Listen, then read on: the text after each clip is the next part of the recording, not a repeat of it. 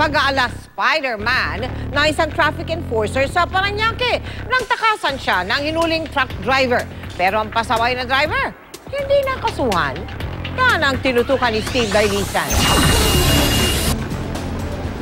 Sa kuha ng CCTV ng MMDA, makikita ang iniwan ng Parañaque traffic enforcer ang hinuhuling driver tsaka napatakbo. Yung pala, kailangan niyang saklolohan ng kapwa traffic enforcer na mala Spider-Man ang kapit sa windshield ng humaharurot na 16-wheeler. Sa slow-mo ng video, makikita ang tanging wiper lang ang kinakapitan ng enforcer na nakilalang si Rashid Dirimbangun. May 100 metro rin ang itinakbo bago napahinto ang truck ng harangan ng iba pang enforcer. Ay, sabi ko, into mo, mamamatay ako, into mo. Ang driver ng truck na si Ernesto Taberos, hinuli raw dahil sa paglabag sa truck lane na mahigpit na ipinatutupad sa Baclaran dahil traffic. Ayaw raw nitong ibigay ang lisensya, kaya nang akmang tatakas, humarang si Dirimbangun. Nang dalhin sa stasyon ng pulis sa Parañaque, isang pulis Maynila ang dumating at nagtangkang arborin daw ang truck at driver nito.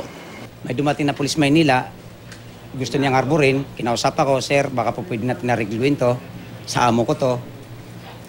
Nakausap ko kasi yung tao kasi tumawag yung pulis, pinakiusap pa. Sabi ko, sir, hindi ko mapagbibigyan to kasi papatayin ako nito Dito sa Parañaque Traffic Accident Investigation Unit, tinurn over ang truck driver. Pero hindi naman siya nasampahan ng reklamo. Wala raw kasing maipakitang medical certificate ang enforcer dahil wala naman siyang tinamong sugat.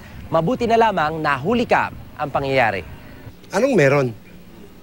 Bakit pinakawalan? Kasi dito hindi kami nagpapakawala. Kung talagang tama ang huli, ay, hindi pwede yung arburan. May dapat managot, matanggal, tatanggalin natin.